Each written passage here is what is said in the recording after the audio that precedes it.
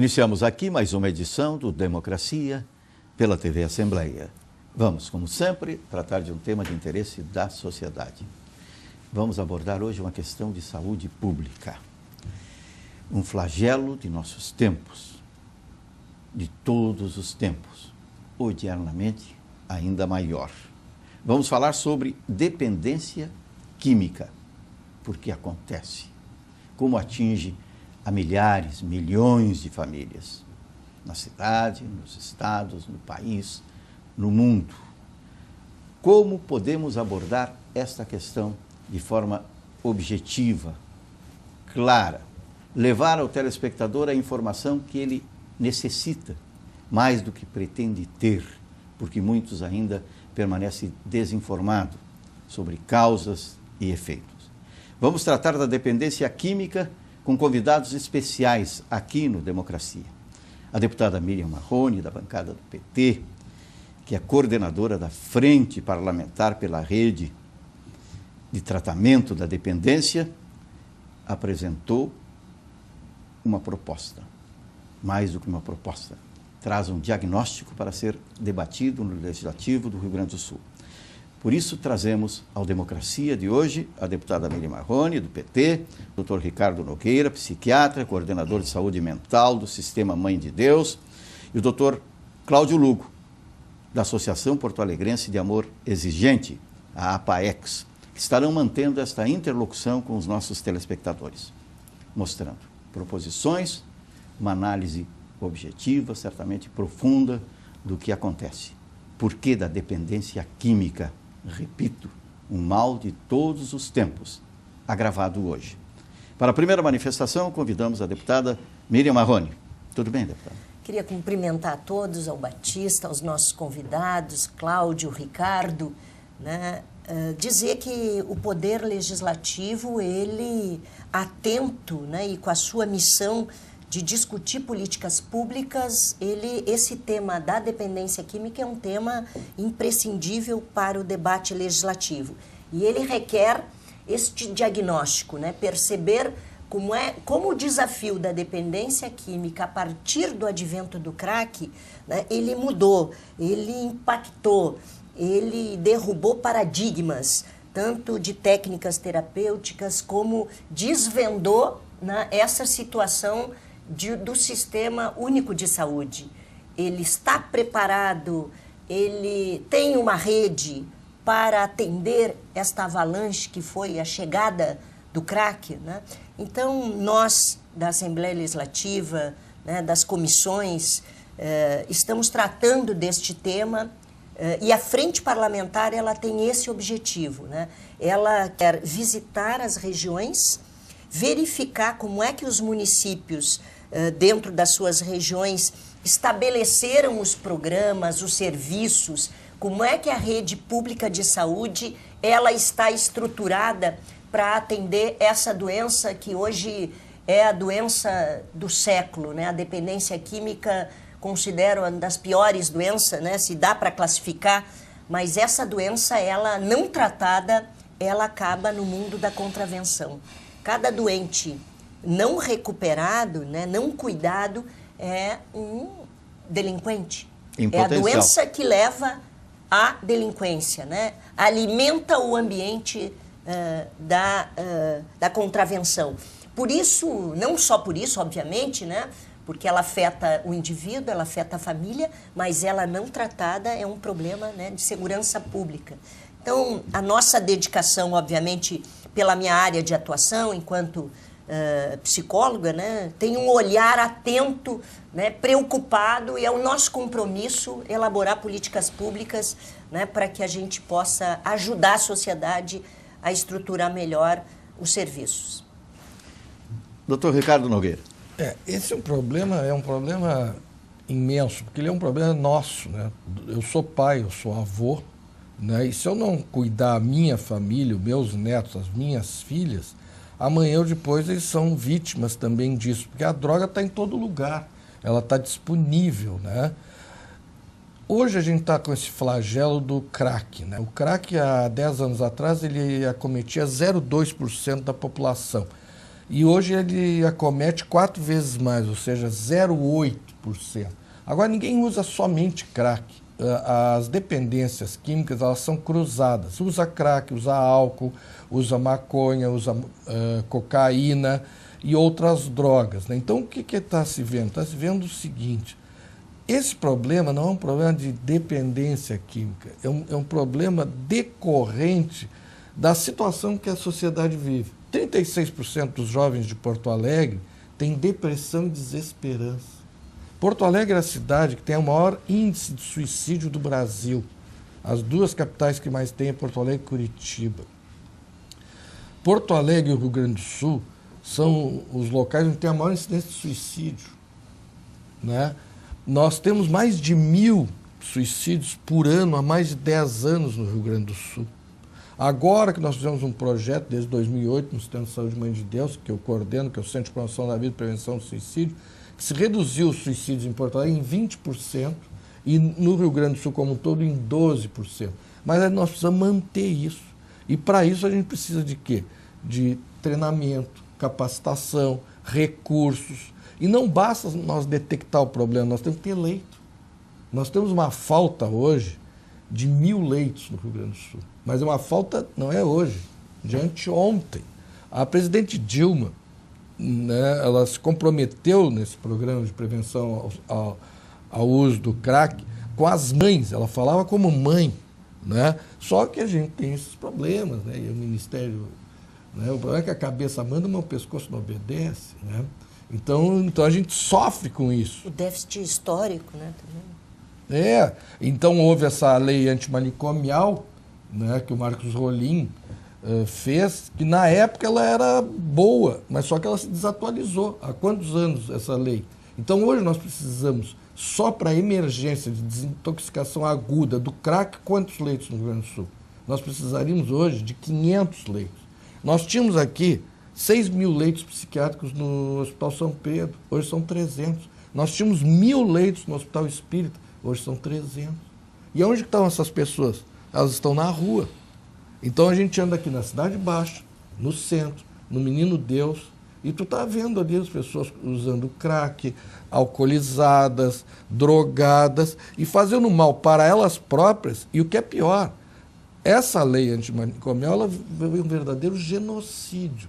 Porque a maior causa de morte hoje entre os usuários de crack é homicídio.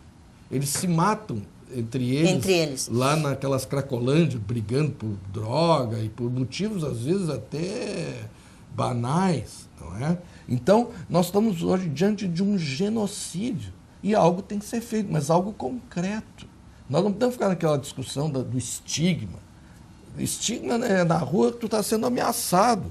A mãe de família, uma vez, nós estávamos numa discussão na Secretaria Estadual de Saúde, e no final uma secretária me chamou e disse assim para mim: vocês não entendem nada de crack, vocês não sabem nada de crack, vocês são uns conversador fiado, o senhor vai me desculpar, mas eu sofro isso, porque o meu filho, eu tenho que passar as noites inteiras encerrando ele no quarto para ele não estuprar minha outra filha, para ele não levar minha geladeira, não levar o meu micro-ondas, porque ele vem de hora em hora e vai levando, eu não aguento mais. E essa conversa de vocês, eu já estou cheia, vocês me desculpem. Isso nos sensibiliza, isso nos revolta. Então algo, Batista, tem que ser feito de concreto. Entendeu? O que nós estamos fazendo hoje, urgente, urgentíssimo? Cadê os leitos para o tratamento da desintoxicação aguda do crack? Existem os incentivos, existe o orçamento, existe a vontade da presidente Dilma. Por que não é executado? Pelo amor de Deus, deputado. E aqui eu não falo para minha amiga, minha companheira, minha conterrânea, eu falo para a mãe, para a avó, para a psicóloga, né? Nós temos que fazer alguma coisa. Nós não podemos nos conformar que os nossos filhos estão muito bem obrigados, os nossos netos, mas e os outros? Nós temos que pensar no outro, entendeu? Nós todos trabalhamos em 2, 3, 4, 5 hospitais. Nós não temos tempo de ver os nossos filhos. Às vezes não conversa com os filhos, não sabe o que está havendo. Tem crianças com 13 anos de idade que estão sendo internadas para desintoxicar do crack, que usavam crack há 3 anos. A mãe... Mas não sabia. Não, e ela é uma técnica de enfermagem, que trabalha comigo. Ela disse, eu trabalho com isso, mas eu não tenho tempo, doutor. Eu saio do seu hospital, vou para o outro hospital que o senhor está lá também, para poder ganhar um dinheirinho, para dar o tênis de marca para o meu filho, para pagar um colégio particular para ele, né? E aí eu não tenho tempo. Aí ele fica lá na internet, quando eu chego ele já está dormindo e não converso, né? Então também a gente também tem que ter uma noção de responsabilidade, que nós também não podemos responsabilizar somente o poder público, porque todas as crianças elas teriam que ter, né, pelo menos um pai e uma mãe, mas atualmente só tem mãe, né? Os pais andam por aí, né? Então isso tudo é resultado dessa situação, né? Então acho que nós temos que fazer a nossa parte e também conscientizar as pessoas, que também não pode querer responsabilizar única e exclusivamente, né? Nós também temos que tomar nossas atitudes. Cláudio Luco.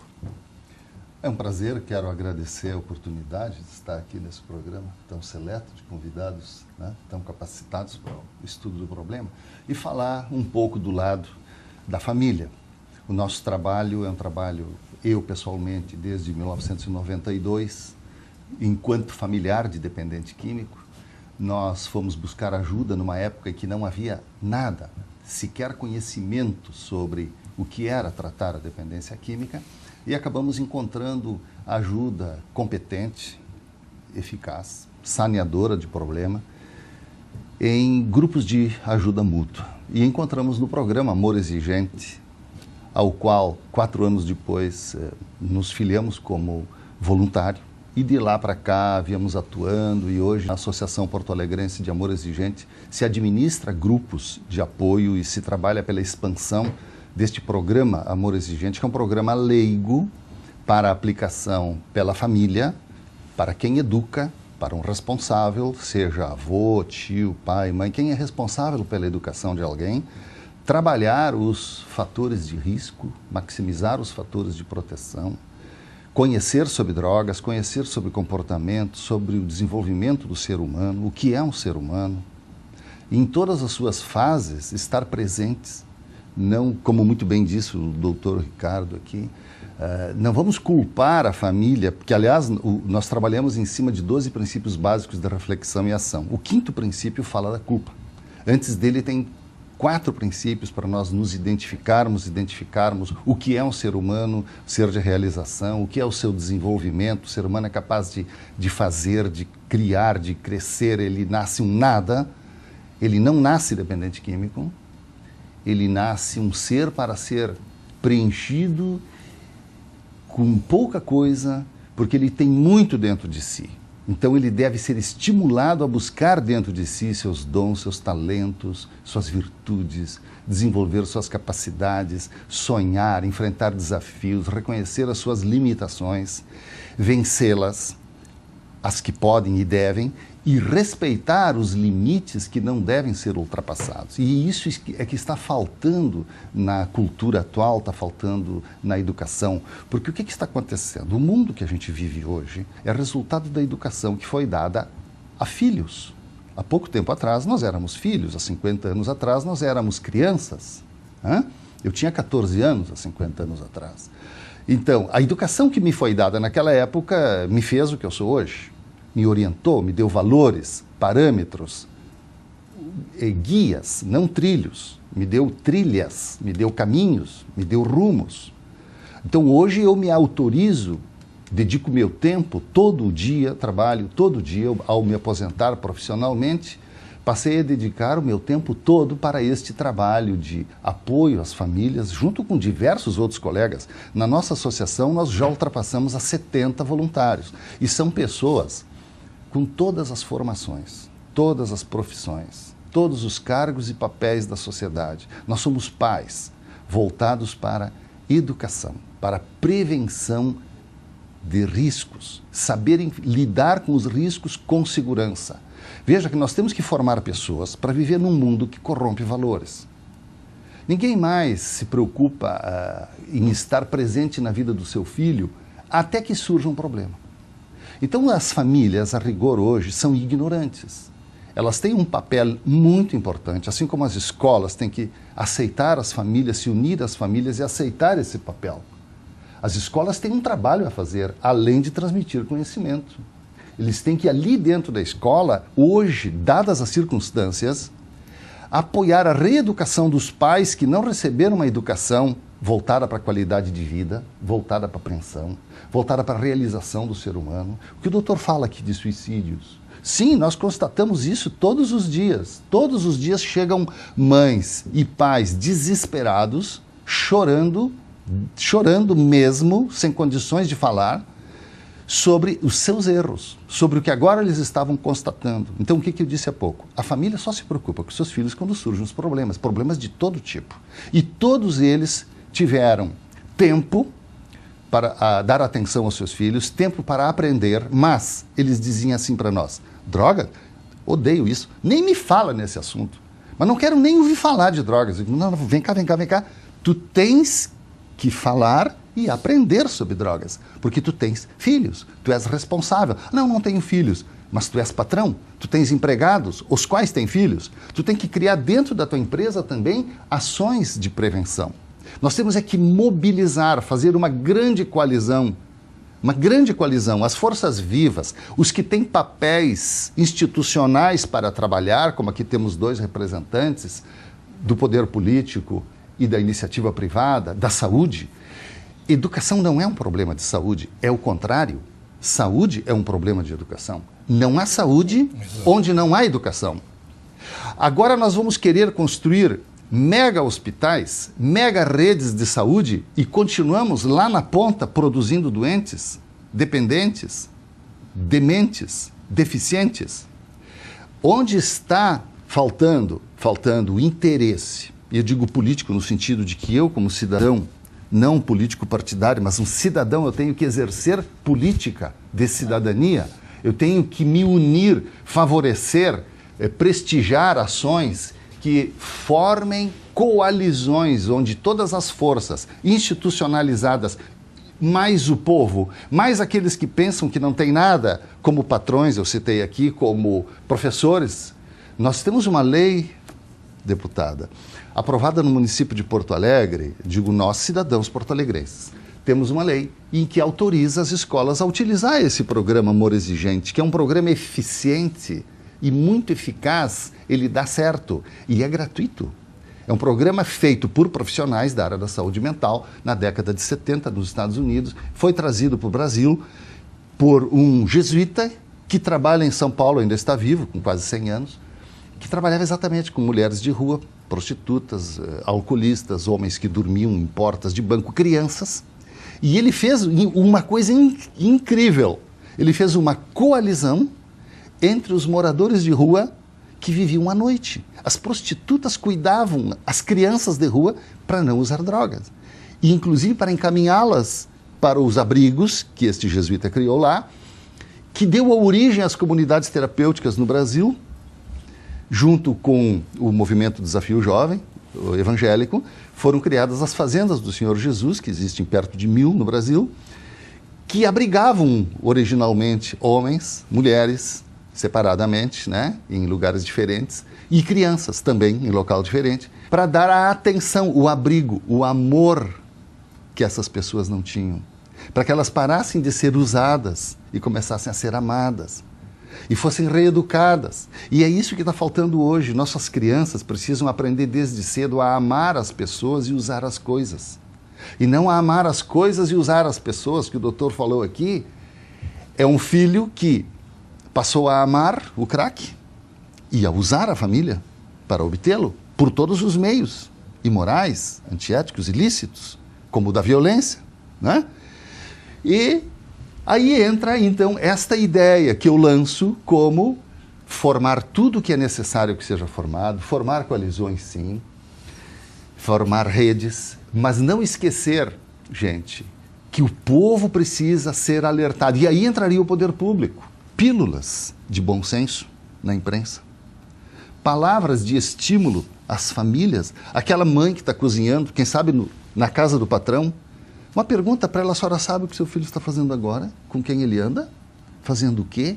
Ele está seguro? Ele está seguro contra as drogas? Ele não estará sendo vítima de violência? Com quem a senhora deixou hoje? A senhora tem conferido se ele está na escola? Porque as famílias não precisam realmente estudar, fazer cursos sobre dependência química nem sobre drogas. Nós estamos chegando aqui ao momento intermediário de democracia. Nós temos a conversação entre os nossos participantes do programa sobre essa questão. Da primeira manifestação, chega-se à conclusão. É necessária essa coalizão entre iniciativa privada, cidadania e o poder público. Esta é a essência da proposição da deputada Miriam Marrone aqui no Legislativo do Rio Grande do Sul. Aprofundar o estudo, obter respostas rápidas, mas traz também números assustadores. 36% de uma população com depressão é uma população rigorosamente adoecida. Como tratar disso? É o agravamento das últimas 2 décadas do crack, da presença do crack? Ou isso tem outras circunstâncias capazes de fazer com que nós estejamos vivendo hoje este estágio de insegurança e, mais do que isso, desesperança dos nossos jovens, doutor? Não podemos botar a culpa toda no crack, porque não é verdade. Não é. O crack atinge, graças a Deus, tão somente 0,8%, não chega nem a 1%, mas, no entanto, a depressão, essa sim é o grande problema. 36%. E o álcool, né? Exatamente. Então, quando existe a associação de álcool e depressão, em 90% dos casos, o que ocorre? O suicídio. E as tentativas de suicídio. Porque se nós temos 1.026 hoje, nós chegamos a ter 1.158 suicídios no Rio Grande do Sul em 2008 e fomos reduzindo, né? Graças a esse tratamento de sensibilização, capacitação e treinamento das equipes. Mas o nosso problema é o jovem, porque o jovem não vem ao tratamento, entendeu? Ele fica lá dentro de casa, ele fica escondido na internet, né? Ele só vem quando a rede, porque existe uma rede mundial de incentivo ao suicídio, né? Então, hoje os nossos jovens estão se suicidando nas redes de internet com acompanhamento, assim como tem aqueles grupos de anorexia, bulimia. Que alimenta, né? A loucura social. E que incentiva. Então, o que nós estamos fazendo? Nós temos que tomar medidas concretas, efetivas, e medidas que já estão aí, nós temos recursos, nós temos orçamento, nós temos tudo para fazer. A questão é fazer, né? É institucionalizar o que já está previsto, entendeu? O que eu não entendo é essa procrastinação, tá entendendo? Essa maldita burocracia, tá entendendo? Porque eu vejo que os líderes querem fazer, a cabeça quer, mas o pescoço não obedece. É toda a questão das competências, né? A competência federal, estadual e municipal. Muitos municípios são municipalizados, então a gestão, né, a autonomia é do município. Ele tem que buscar o recurso, ele tem que ingressar nos projetos. Existem o programa da ampliação dos CAPs, CAPs 3, CAPs álcool e droga, CAPs infantil, tem o residencial terapêutico, programa, né, federal, tem consultórios de ruas. Bom, nós temos uma série de programas nesses últimos 5, 6 anos, né, que foram apresentados com recurso. Bom, eu penso que isso não tem uma integração, né? Eu observo a minha frente parlamentar, ela tem esse objetivo, visitar as regiões. Mas o problema, Miriam, é assim, ó, recurso para isso tem, orçamento tem. O ano passado se executou única e exclusivamente 68% do orçamento do Ministério da Saúde. 68%. Faltou aplicar 32%. Aonde que foi? Quer dizer, já é pouco, são 4,4%. Era para ser 10%, mas foi vetado. Muito que bem. Mas mesmo esses 4% que são pouco, não se consegue executar. E o Estado, às vezes, não habilita. Está entendendo? Aí tem o problema da regulação. O grande problema nosso é a burocracia. Os projetos têm, os recursos têm. Então, aí que nós temos que desburocratizar. Aí que entra o teu papel. Está entendendo? Fazer a coisa andar. Executar o que está previsto. Quer dizer, nós não temos que inventar a roda. Só que a roda está presa. A roda está presa, né? E, na verdade, essa questão dos municípios. Por exemplo, a minha cidade, que é uma cidade de porte médio, né, para grande, ela não tem leitos no hospital geral, que é a primeira etapa do tratamento, a desintoxicação.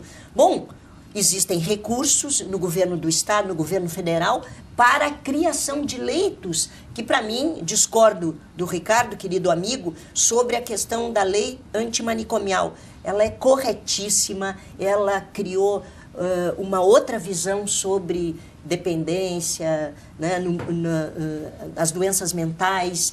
Ela provou que é possível, que são doenças crônicas, que é possível humanizar, incluir socialmente, não colocar no depósito como era, né, os hospitais psiquiátricos. E nem deixar nas ruas. Que era o depósito. O problema das ruas não tem a ver absolutamente com o problema da reforma psiquiátrica. Existem recursos para habilitar os municípios de comprarem leitos no hospital geral. O problema que eu vejo não é a reforma psiquiátrica. Tem dinheiro para leito e muito bem pago o leito psiquiátrico. É um dos mais bem pagos, tirando cardiologia, né? Não, tirando oncologia. Oncologia. E os incentivos. Agora, o problema todo é que a burocracia entrava isso. E muitas vezes de uma forma perversa. Por quê? Por que tem os leitos e tem a disposição de se fazer esses trabalhos? Porque há o incentivo. Se não houvesse incentivo, não se faria. Sim. E a burocracia, de uma forma perversa, ela emperra isso. Ela tenta impedir que se tenha esses incentivos que foram criados, Eu acho que não é só a burocracia, né? Cidades de porte médio, né? Elas são municipalizadas à saúde, o gestor, prefeito, tem autonomia, ele vai lá nos hospitais e ele tem o recurso, ele vai lá e negocia, ele compra o serviço SUS. Então ele tem que chegar e dizer, bom, o hospital só quer o filé, né? Então o pacote tem que estar incluído leitos no hospital geral para desintoxicação. Então tem uma dificuldade de enxergar também essa doença como doença, Cláudio. Porque a doença, há muito pouco tempo, o SUS não tinha todos esses programas, né? Tanto é que as comunidades terapêuticas surgem porque há uma falha no sistema. Né? O sistema nunca tratou isso como doença. É sempre vista dependente, que é uma coisa da família, sem vergonha. Um problema moral. Uma visão moral, exatamente. Então, nesses últimos anos, é que, com o advento de esse problema de uma adolescência, de uma juventude sem foco, sem rumo, que amadurece mais tarde, né? Aparece mais a depressão, né? Então, aí o sistema público de saúde, ele desvenda que ele não tem rede, que ele não é suficiente. Bom, a presidenta Dilma, né, o presidente Lula respondeu com recursos, e o problema que o Ricardo diz, como é que não chega no município? Será que não falta competência? Deputada Também. Luco, voltaremos em seguida com Democracia aqui na TV Assembleia.